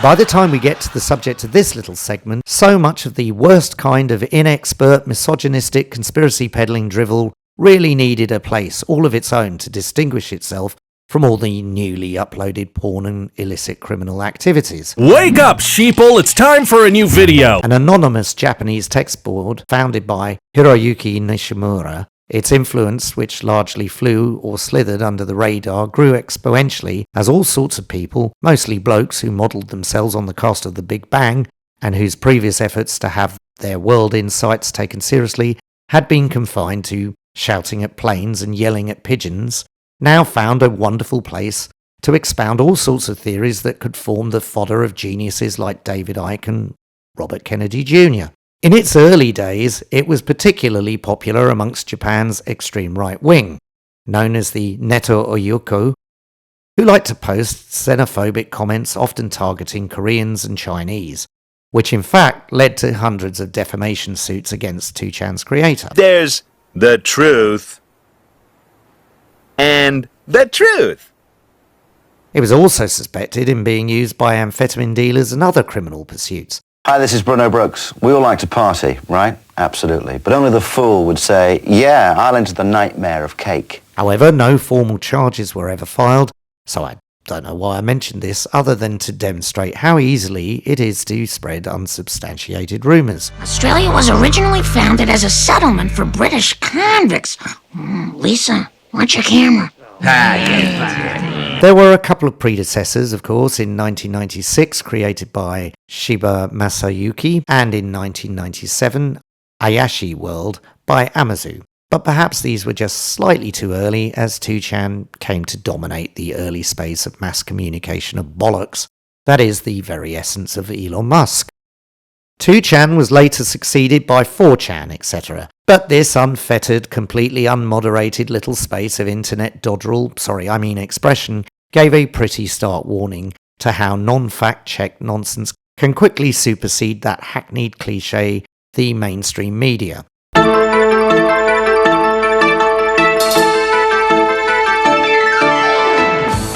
Which, for all its limitations, generally involves actual journalists and can be sued when they fuck up. Good evening, here's an update on last week's nursing home expose, Geezers in Freezers. It turns out the rest home was adequately heated.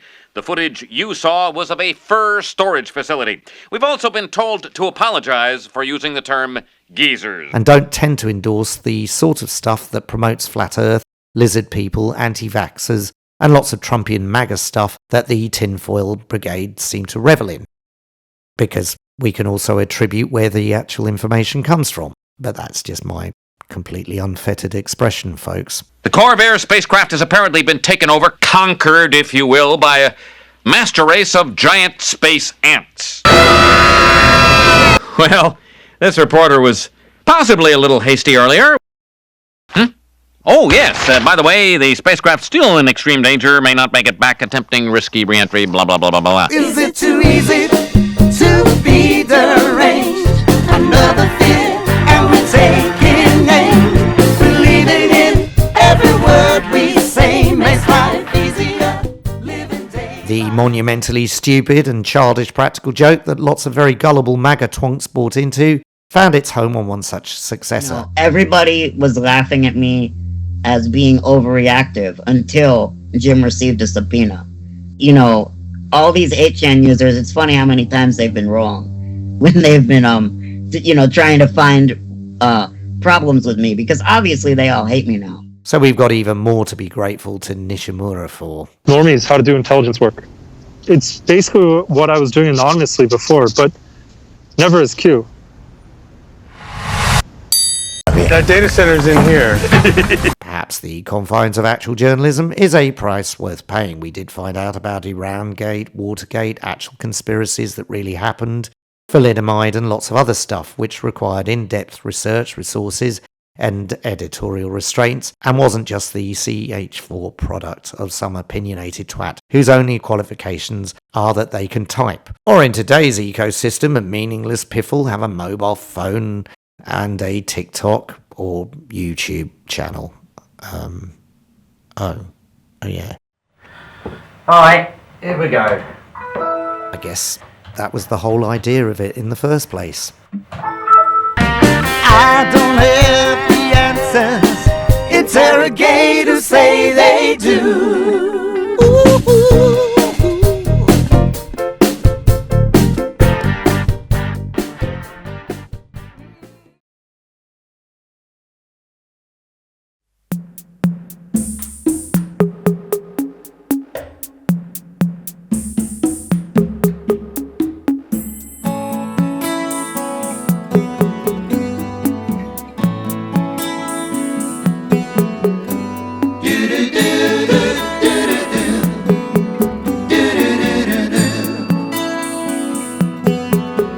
Remember sitting in a cafe, thinking about some girls. I'm pretty sure I never knew what to. And then there was Jiang Zemin. Born in 1926, Zemin lived under the very worst days of Mao and the Gang of Four. Vivid and terrible are the scenes in the famine areas of China today.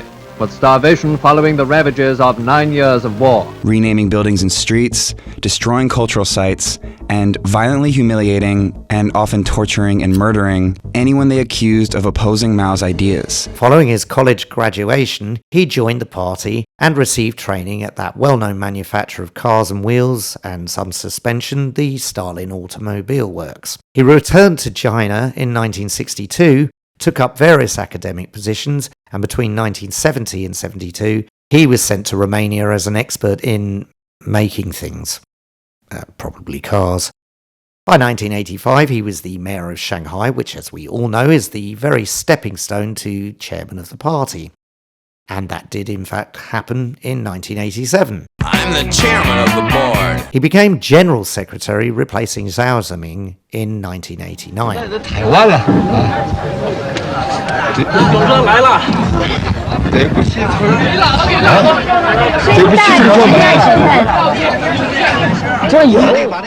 After the terrible massacre of Tiananmen Square. The troops have been firing indiscriminately, but still, there are thousands of people on the streets who will not move back. Or slight fracas, as it's known in Chinese government circles. Back, the Communist Party of China celebrated its centenary with a spectacular ceremony held at Tiananmen Square in Beijing, where Chinese President and General Secretary of the party, Xi Jinping, stressed... A sort of compromise candidate, his vision for China was spurred on by CCP Congress members like Deng Xiaoping to redefine the Chinese government's vision for economic expansion.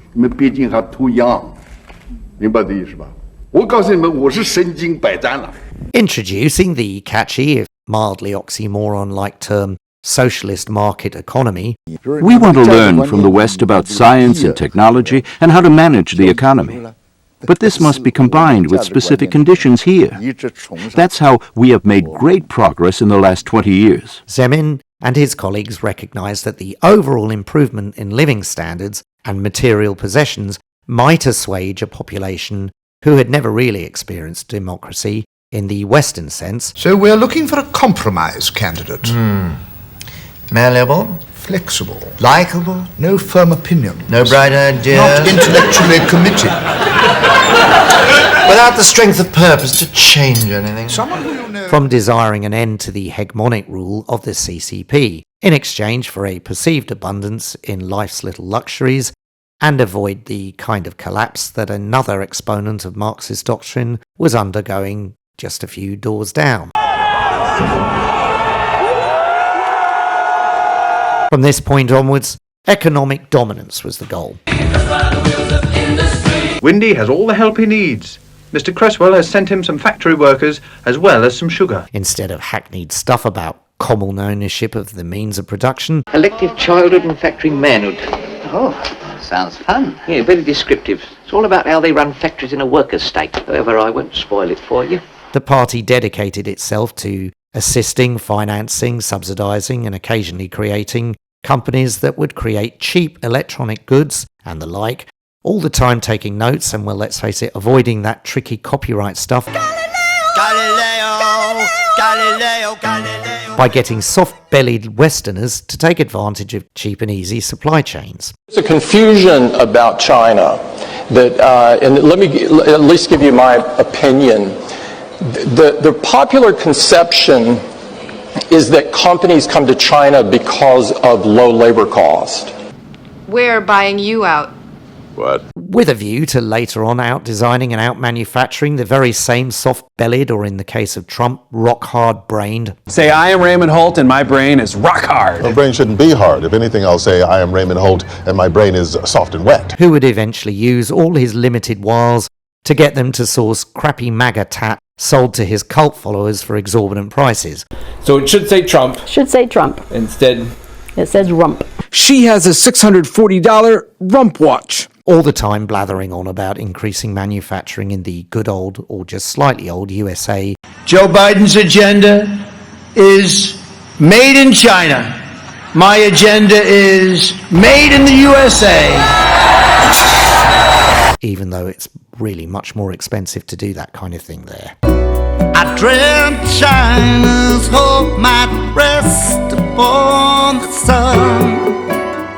Like his successor, old Zhengyi and his smart, if incredibly compliant colleagues have advanced the Chinese Communist Party's cause, at the expense of a few homegrown human rights abuses. China used to deny it was holding hundreds of thousands of Muslims in giant secure facilities like this one. But now we're being given a tour. The message: these people are not prisoners, but students, willingly subjecting themselves to a kind of brainwashing. Occasional bellicose rhetoric, disputed territory by any other name, and inroads into Africa and other parts of the Asian subcontinent by slightly dodgy and slightly aggressive overinvestment in Belt and Road initiatives. What's that have to do with the forum? Well, a few years ago, China's president Xi Jinping proposed making new routes like the old routes, but even bigger. While a certain orange moron continues to drag his country downwards with ultra-nationalist drivel backed up by unsustainable debt. I know how to solve the problems of inflation, giving rich people their money back. If the publicly held debt goes above roughly 175% of GDP, things get pretty hard at that point, and 200% is really the drop dead limit. And the reason why is once you hit that limit, you couldn't possibly raise taxes enough at that point to meet the interest payments. And there we go, we come to the end of our little wander down some seminal bits of today. Well, that's the end of the film. Now here's the meaning of life. Unwittingly manufactured back in them good old days.